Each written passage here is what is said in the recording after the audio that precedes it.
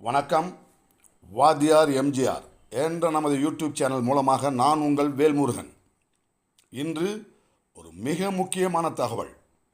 வரலாற்றிலே முதலாக அனைத்திந்திய அண்ணா திராவிட முன்னேற்றக் கழகம், அதன் நிறுவன தலைவர் புரட்சித் தலைவர் பொன்மனச்செம்மல் இதய தெய்வம் எம்ஜிஆர் அவர்கள் செய்த ஒரு ஒப்பற்ற சாதனை.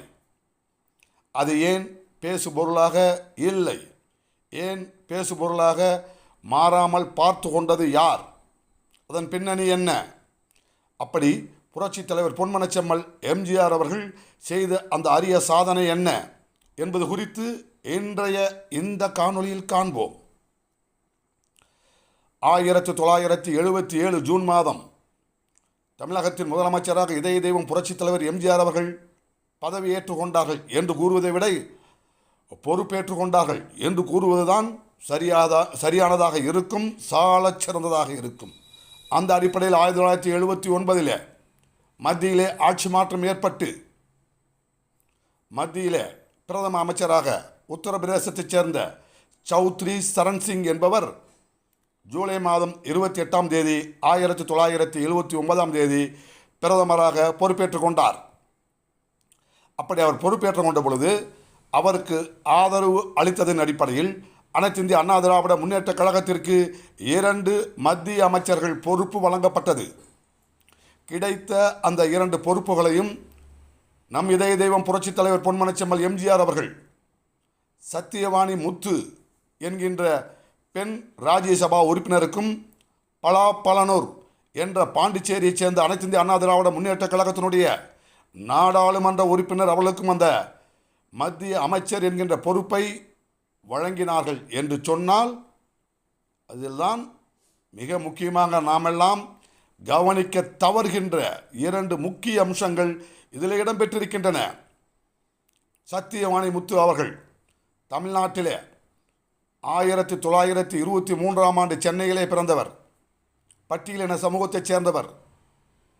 பேரறிஞர் பெருந்தகை அண்ணாவின்பால் திராவிட முன்னேற்ற கழகத்தை துவங்கிய அண்ணா அவர்களுக்கு உற்ற துணையாக உறுதுணையாக இருந்தவர்.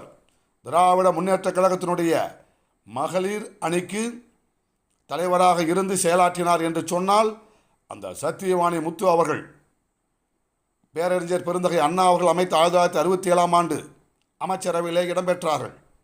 ஆனால் கருணாநிதியினுடைய தந்திரத்தால், கருணாநிதியின் சூழ்ச்சியால் அவர் திமுகவிலிருந்து வெளியேற வேண்டிய கட்டம் வந்தது.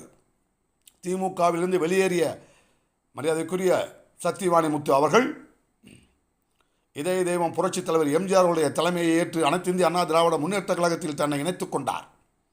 அப்படி இணைத்துக் கொண்ட சத்தியவாணி முத்து அவர்களுக்கு புரட்சித் தலைவர் பொன்மனச்செம்மல் எம்எல் அவர்கள் ராஜ்யசபா எம்பி என்கின்ற உயர்ந்த ஒரு வாய்ப்பை வழங்கினார். அந்த அடிப்படையில் சத்தியவாணி முத்து அவர்கள் திராவிட முன்னேற்ற கழகத்தில் இருந்தபொழுது புரட்சித் தலைவர் எம்ஜிஆர் கழகத்தில் தான் இருந்தார். அந்த காலகட்டத்தில் மத்திய அரசு ஒரு திட்டத்தை அறிவித்தார்கள். ரூபாய் 5 லட்சத்தை யாரெல்லாம் வழங்குகிறார்களோ அவர்கள் விரும்புகின்ற இடத்தில் ஒரு கல்லூரி புதிதாக கட்டித்தரப்படும். அப்படி புதிதாக கட்டப்படுகின்ற கட்டிடத்திற்கு, கல்லூரிக்கு அவர்கள் விரும்புகின்றவருடைய பெயரை வைக்கலாம் என்று ஒரு உத்தரவு பிறப்பிக்கப்பட்டது.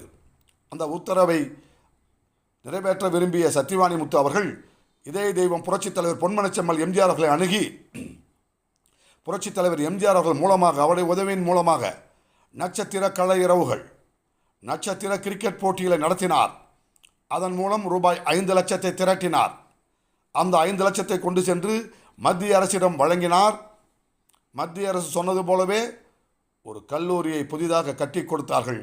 அந்த கல்லூரிக்கு அம்பேத்கர் பெயரை வைத்தார்கள் என்று சொன்னால், இந்தியாவிலேயே ஒரு கல்லூரிக்கு அம்பேத்கர் பெயர் வைக்கப்பட்டது என்று சொன்னால் அது தமிழ்நாட்டில்தான். அப்படிப்பட்ட அந்த நிகழ்விற்கு உற்ற துணையாக உறுதுணையாக இருந்தவர்கள்தான் நம் இதய தெய்வம் புரட்சித் தலைவர் பொன்மனச்செம்மல் எம்ஜிஆர் அவர்களும் மரியாதைக்குரிய சத்தியவாணி முத்து அவர்களும். அதேபோல் இன்னொருவர் பாண்டிச்சேரியைச் சேர்ந்த பலாப்பலனூர். தமிழகத்தில் 1977 புரட்சித் தலைவர் அவர்கள் ஆட்சியை அமைத்தாலும் 1974 பாண்டிச்சேரியிலே முதலாக அனைத்திந்திய அண்ணா திராவிட முன்னேற்ற கழகம் அரசாட்சியை அமைத்தது என்று சொன்னால் அந்த பாண்டிச்சேரி மக்களுக்கு நன்றி தெரிவிக்கும் விதமாக பாண்டிச்சேரியுடைய நாடாளுமன்ற உறுப்பினர் பலாபலனூர் அவர்களுக்கு மத்திய அமைச்சர் என்கிற உயர்ந்த அந்தஸ்தை வழங்கினார் புரட்சித் தலைவர் என்றால் பாண்டிச்சேரி மக்களுடைய அந்த நன்றிக்கு கைமாறு செய்யும் விதமாக வாய்ப்புகளை வழங்கியவர்தான் புரட்சித் தலைவர் எம்ஜிஆர் அவர்கள். இதில் என்ன பெருமை என்று சிலர் கேட்கலாம். குறிப்பாக திமுகவினர் கேட்பார்கள். தெரிந்து கொள்ளுங்கள் நண்பர்களே,